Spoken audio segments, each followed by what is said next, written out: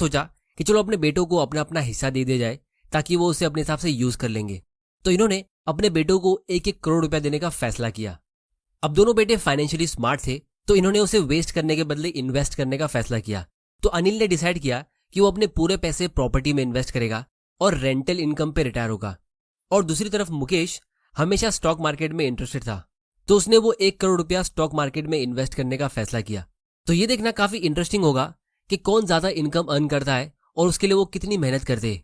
क्योंकि दोस्तों एक बात आप लोग मुझे सच सच बताना कि जब भी हम इंडियंस कोई बड़े अमाउंट को इन्वेस्ट करने की बात करते हैं, जैसे मान लो आपको विरासत में बड़ी कीमत मिल जाती है या हमारे पास ज्यादा पैसे जमा होते हैं, तो मेजोरिटी लोग कहाँ इन्वेस्ट करने का सोचते हैं?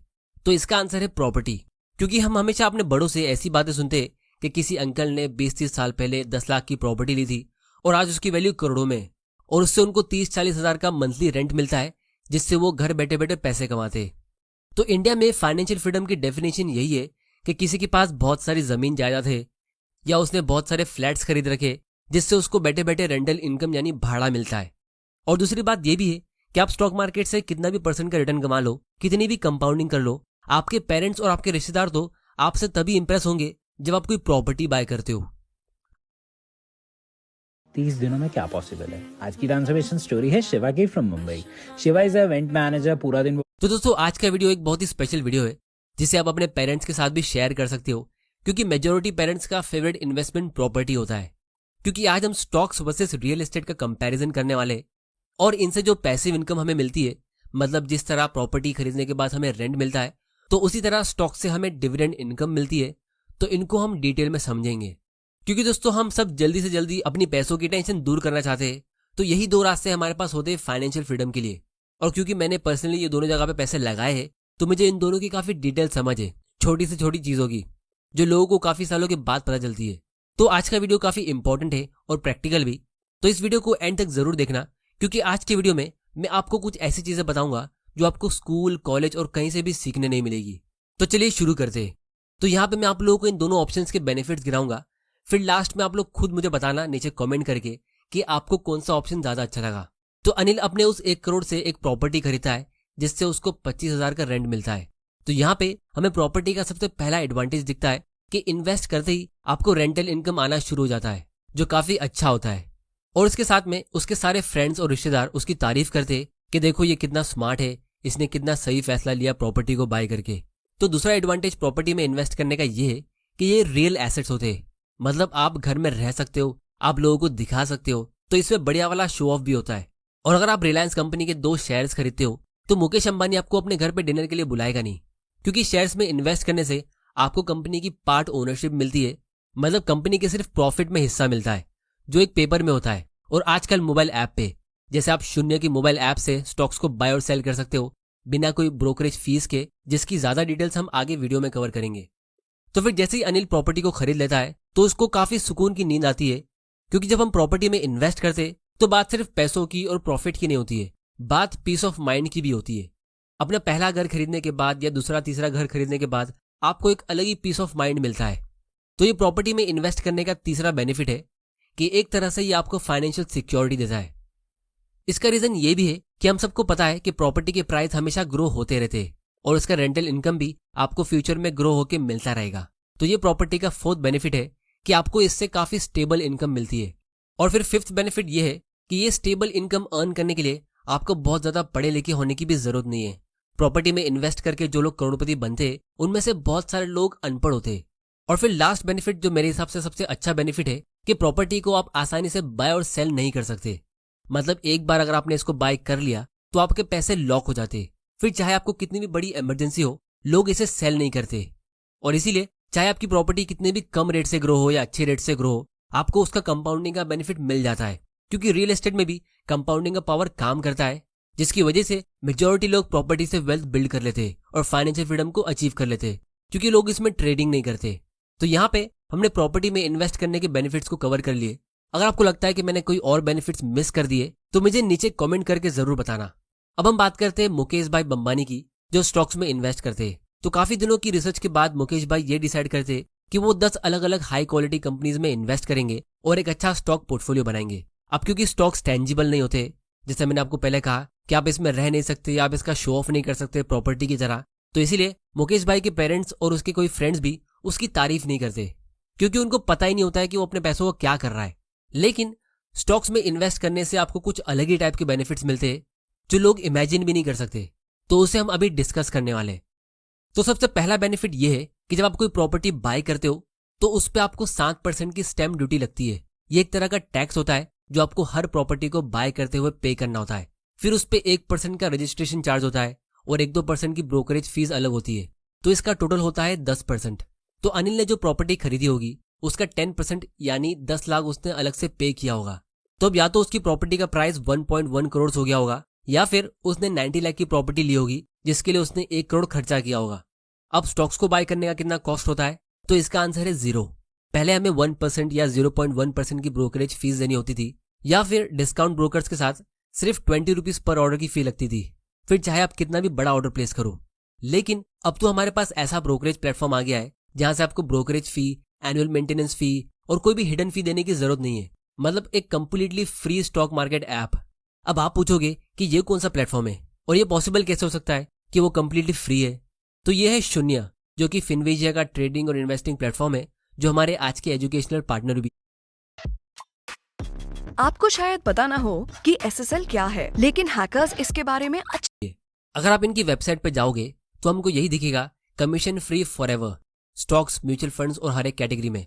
अगर हम थोड़ा सा नीचे स्क्रॉल करेंगे तो हम देख सकते हैं यहाँ क्लियरली लिखा है 0 brokerage, 0 account opening, 0 account maintenance, 0 call and trade और 0 क्लियरिंग फीस, जो काफी सारे ब्रोकर्स के केस में आपको पे करना होता है।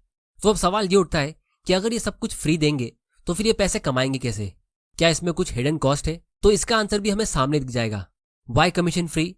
क्योंकि हर बिजनेस का एक एम होता है पैसा कमाना। तो इन्होंने बेसिकली ये स्टडी किया है कि इंडिया में पास्ट में काफी ज्यादा ब्रोकरेज फीस होती थी, 1%, आधा %, जो ऑब्वियसली सस्टेनेबल नहीं था। फिर कंपटीशन की वजह से धीरे धीरे करके वो कम हुई, तो उस पर डिपेंड होने वाले बिजनेस अभी स्ट्रगल कर रहे हैं। तो इन्होंने पहले ही 4 कदम आगे का सोच लिया कि हम पहले ही अपना business model brokerage pay dependent नहीं रखेंगे। तो ये बेसिकली एक इकोसिस्टम बिल्ड करेंगे वैल्यूएबल चीजों का, जहां पे आपको ज्यादा वैल्यू मिले। तो हम बात कर रहे थे प्रॉपर्टी वर्सेस स्टॉक्स के बाइंग और सेलिंग कॉस्ट की।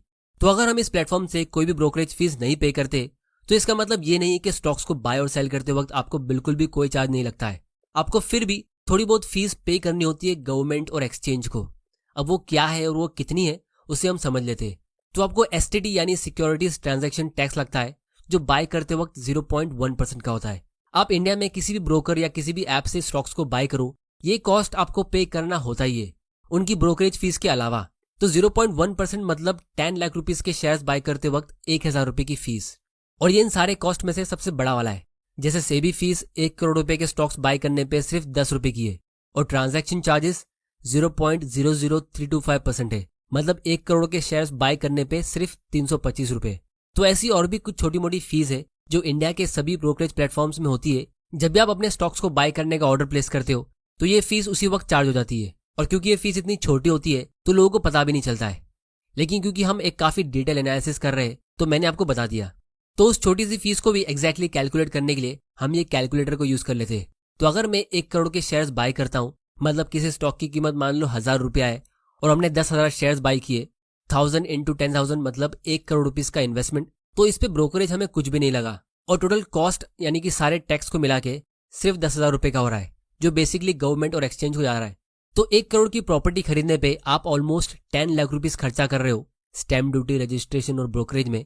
लेकिन स्टॉक्स में अगर आप वही 1 करोड़ रुपीज का इन्वेस्टमेंट करते हो तो आपको सिर्फ ऑलमोस्ट 10,000 की फीस लगती है, जो 100 गुना कम है। तो ये था स्टॉक्स का सबसे पहला एडवांटेज कि इसमें कोई भी हिडन कॉस्ट नहीं है, बाय करते वक्त भी और बाय करने के बाद भी। जो भी कॉस्ट आपको लगता है वो मैंने आपको यहाँ पे बता दिया। लेकिन प्रॉपर्टी में बाय करने के बाद भी एक्स्ट्रा खर्चे होते रहते हैं, जिसे लोग अक्सर कैलकुलेट करते नहीं है। तो ये स्टॉक्स का सेकंड बेनिफिट है कि इसमें बाय करने के बाद भी कोई मेंटेनेंस कॉस्ट नहीं होता है।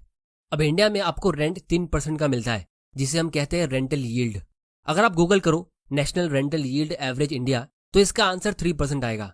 कुछ सिटीज का कम ज्यादा हो सकता है, लेकिन हम ये 3% का एवरेज पकड़ लेते हैं। अब इस रेंटल यील्ड का मतलब ये होता है कि प्रॉपर्टी का जो प्राइस है उसका कितना % हमें रेंट में मिलता है पूरे साल में। जैसे अगर आप 1 करोड़ की प्रॉपर्टी लोगे तो उस पर आपको 25,000 का मंथली रेंट मिलेगा, जो साल का होता है 3 लाख। तो 1 करोड़ पे 3 लाख होता है 3%। लेकिन ये पूरा 3% यानी 25,000 का रेंट हमारे जेब में आता नहीं है, क्योंकि आपको वाटर, क्लीनिंग, सिक्योरिटी और ऐसी चीज़ों का कॉस्ट पे करना होता है हाउसिंग सोसाइटी को या म्यूनिसिपल कॉर्पोरेशन को, और ये सारा कॉस्ट लैंडलॉर्ड के खाते में आता है। तो 1 करोड़ की प्रॉपर्टी पे आपको 3-4 हज़ार रुपये का मंथली कॉस्ट आता ही है। फिर इसके ऊपर आप प्रॉपर्टी पे कलर, इंटीरियर और रिपेयर का खर्चा करोगे हर 2-4 सालों में, तो ये सब भी ओनर को ही करना पड़ता है। तो ये सब मिला के हम 5,000 रुपये का मंथली मेंटेनेंस पकड़ लेते हैं। तो अब हमारे पास 25,000 नहीं बल्कि 20,000 हर महीने बचता है रेंट का, मतलब साल का 2.4 लाख, जिसको हम 1.1 करोड़ से डिवाइड करेंगे क्योंकि हमने 10 लाख रुपीज एक्स्ट्रा स्पेंड किया था। तो अब ये 2% का रेंटल इनकम हो रहा है। स्टॉक से हमें 1% का डिविडेंड इनकम मिलता है, प्रॉपर्टी से 2% का। तो अभी भी प्रॉपर्टी का इनकम स्टॉक से ज्यादा है, लेकिन सबसे इंपॉर्टेंट चीज होती है ग्रोथ। आप कंपाउंडिंग से एक छोटे से बीज को भी एक बहुत बड़े पेड़ में ग्रो कर सकते हो। बहुत सारे लोग ये चीज फाइनेंशियल वर्ल्ड में समझ ही नहीं पाते, इसलिए वो मिडिल क्लास ट्रैप में फंसे रहते हैं। तो आप लोग इस पार्ट को ध्यान से समझना। सेंसेक्स पिछले 20, 30, 40 सालों में 15% के रेट से ग्रो होते आ रहा है। तो यहाँ पे इस वीडियो के लिए हम स्टॉक मार्केट से 15% अज्यूम करेंगे, ज्यादा नहीं। जबकि एक्चुअली में अगर आपको लगता है कि सेंसेक्स को बीट करना मुश्किल है, तो शायद आपको कंसिस्टेंट कंपाउंडर स्टॉक्स के बारे में पता नहीं है, जो कंसिस्टेंटली 18, 20, 25% के रेट से पिछले काफी सालों से ग्रो होते आ रहे हैं, जिसको मैंने अपने स्टॉक इन्वेस्टिंग के कोर्स में काफी डिटेल में डिस्कस किया है। बेसिक्स ऑफ स्टॉक मार्केट से लेके फंडामेंटल एनालिसिस, वैल्यूएशन और स्टॉक मार्केट की कौन सी गलती आपको नहीं करनी है, ये सबसे लेके wealth creating sectors, consistent compounder stocks को, इन सबको मैंने इसमें स्टडी किया है ताकि आपको ये स्टॉक मार्केट से अमीर बनने का गेम अच्छे से समझ में आ जाए। तो इस कोर्स की लिंक भी मैंने नीचे डिस्क्रिप्शन में डाल दी है, आप वहां जाके इसे चेक कर सकते हो। क्योंकि अगर आप ऑलरेडी स्टॉक मार्केट में इन्वेस्ट करते हो या करने का सोच रहे हो, तो आपको इस कोर्स को जरूर चेक करना चाहिए। क्योंकि स्टॉक मार्केट में लॉस लेने से हमें रिफंड नहीं मिलता है, लेकिन यहाँ पे इस कोर्स में मैंने 7 डे की रिफंड पॉलिसी भी रखी है। तो इस वीडियो के लिए हम स्टॉक मार्केट से 15% से ज्यादा की उम्मीद नहीं रखेंगे, और रियल एस्टेट से भी आप लॉन्ग टर्म में 10% से ज्यादा की उम्मीद नहीं कर सकते। अब आप पूछोगे कि ये 10% मैंने क्या हिसाब से कैलकुलेट किया है, तो इसका आंसर है प्रॉपर्टी प्राइस इंडेक्स। जिस तरह हमारा सेंसेक्स और निफ्टी होता है जो एक स्टॉक का इंडेक्स है, उसी तरह हमारे पास प्रॉपर्टी का भी एक इंडेक्स है जिसमें इंडिया की अलग अलग सिटीज की प्रॉपर्टीज के प्राइस को ट्रैक किया जाता है। तो यहाँ पे आप देख सकते हो ये इंडेक्स 2010 में 90 पॉइंट्स पे था, और फिर 2019 तक ये ऑलमोस्ट डबल हो गया, मतलब 180 पॉइंट्स पे पहुंचा। लेकिन फिर लॉकडाउन के बाद से ये नीचे जा रहा है। 2010 से 2020 तक ये 7% का ग्रोथ रेट होता है, लेकिन 2010 से 2023 तक ये सिर्फ 5% का ग्रोथ रेट हो रहा है, मतलब ये 10% से भी कम का है। तो बेसिकली मेरा कहने का मतलब ये है कि आपको लॉन्ग टर्म में प्रॉपर्टी के मुकाबले सेंसेक्स से ज्यादा रिटर्न मिलना चाहिए, क्योंकि सेंसेक्स में इंडिया की टॉप 30 बड़ी कंपनीज है, जैसे रिलायंस, टाटा कंसल्टेंसी सर्विसेज, टेक महिंद्रा एक्सेट्रा। तो अगर आप मुझसे ये कहते हो कि प्रॉपर्टी के प्राइस और उनके रेंट भी बिजनेस के मुकाबले ज्यादा स्पीड में बढ़ते रहने चाहिए, तो फिर ये अंबानीज और टाटास और बिरलास ये सब अपने बिजनेस को बंद करके अपनी सारी वेल्थ प्रॉपर्टी में इन्वेस्ट क्यों नहीं करते? मुकेश अंबानी रिलायंस जियो, जियो मार्ट, जियो फाइबर और न जाने कितने सारे न्यू प्रोडक्ट्स के लिए इतनी मेहनत नहीं करता। और आप लोगों ने एक चीज नोटिस की होगी कि फोर्ब्स की सबसे अमीर लोगों की लिस्ट में सभी बिजनेसमैन होते हैं, यानी शेयर होल्डर्स। आपको कोई प्रॉपर्टी ओनर्स नहीं मिलेंगे। तो इसका रीजन ये है कि बिजनेस में ज्यादा रिटर्न पॉसिबल होता है, क्योंकि आप नए नए मार्केट में एंटर कर सकते हो, न्यू प्रोडक्ट लॉन्च कर सकते हो, मार्केटिंग कर सकते हो और प्रॉफिट बढ़ाने के लिए बहुत सारी चीजें कर सकते हो। तो इसीलिए अभी आप इस टेबल को ध्यान से देखो। पहले साल में मुकेश को स्टॉक से जो डिविडेंड मिला वो 1% का था, मतलब 1 लाख रुपया, और अनिल को प्रॉपर्टी से सारे एक्सपेंसेस को निकाल के 2% का रेंट मिला, मतलब 2 लाख। तो अभी भी अनिल को प्रॉपर्टी से जो रेंट मिल रहा है वो मुकेश के स्टॉक डिविडेंड से डबल है, 2 गुना। तो अगर यहाँ पे कोई भी इंसान ये भी चीज देखेगा तो वो सब यही कहेंगे कि प्रॉपर्टी बेस्ट है, इसमें कंपैरिजन ही नहीं है। लेकिन फ्यूचर में क्या होगा ये देखना काफी इंटरेस्टिंग होगा, क्योंकि अगर आप 10% के बदले 15% के रेट से अपनी इन्वेस्टमेंट ग्रो करते हो, जैसे मुकेश अपने स्टॉक पोर्टफोलियो को ग्रो करता है, तो 15 साल बाद ही आप देख सकते हो कि स्टॉक्स की डिविडेंड इनकम प्रॉपर्टी के रेंट से ज्यादा हो गई है। भले ही वो प्रॉपर्टी का रेंट 2% का है, फिर भी वो 1% का डिविडेंड अमाउंट उससे ज्यादा हो गया है। अब आप सोच रहे होगे कि ये कैसे पॉसिबल हो सकता है, तो इसका आंसर है पावर ऑफ कंपाउंडिंग। आपकी वेल्थ कितना स्पीड में ग्रो हो रही है वो सबसे इंपॉर्टेंट चीज होती है। इसीलिए ये रिच बिजनेसमैन और दुनिया के अमीर लोग दिन पे दिन और ज्यादा अमीर बनते रहते हैं, और मिडिल क्लास लोग वहीं के वहीं रह जाते हैं, क्योंकि रिच लोगों की सबसे ज्यादा वेल्थ स्टॉक्स में इन्वेस्टेड होती है और मिडिल क्लास लोगों की सबसे बड़ी वेल्थ प्रॉपर्टी में होती है। और एक और चीज अगर आप यहाँ पे नोटिस करोगे तो ये अनिल और मुकेश की इनकम का डिफरेंस फ्यूचर में और ज्यादा बढ़ता रहेगा। यानी कि एक टाइम ऐसा आएगा जब मुकेश का 1% का स्टॉक डिविडेंड अनिल के 2% के रेंट से डबल, ट्रिपल और मल्टीपल हो जाएगा। और इसीलिए रिच और मिडिल क्लास लोगों का गैप भी फ्यूचर में बढ़ता रहेगा, यानी कि रिच लोग और अमीर बनेंगे और मिडिल क्लास लोग और ज्यादा स्ट्रगल करते रहेंगे। तो ये था स्टॉक मार्केट का तीसरा और बहुत ही इंपॉर्टेंट एडवांटेज कि यहाँ से आपका प्रॉपर्टी के मुकाबले कैपिटल भी ज्यादा स्पीड में ग्रो होना चाहिए और आपकी इनकम भी, क्योंकि ये इकोनॉमिक्स का बेसिक फंडा है कि जिस भी कंट्री में प्रॉपर्टी के प्राइस वहां के बिजनेस से ज्यादा स्पीड में ग्रो होते तो उस कंट्री में कुछ प्रॉब्लम होगी।